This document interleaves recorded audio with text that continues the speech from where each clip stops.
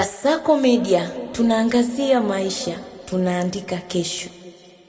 Mshambuliaji zamani wa Liverpool pamoja na Manchester City ameripotiwa kukamatwa na polisi nchini Uingereza kufuatia tuhuma za kuendesha gari akiwa chini ya ushawishi wa dawa za kulevya baada ya kuhusika katika ajali ya gari aina ya Lamborghini kwenye barabara ya M3.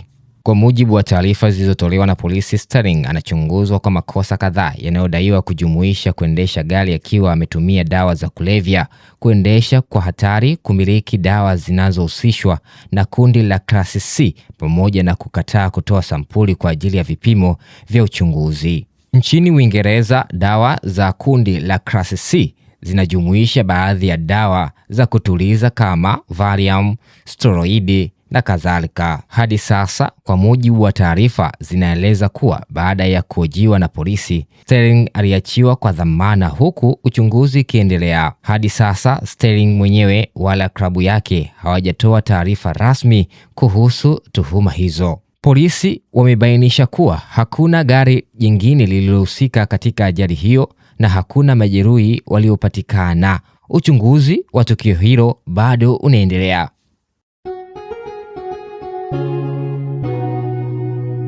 Kasako Media, tunaangazia maisha, tunaandika kesho.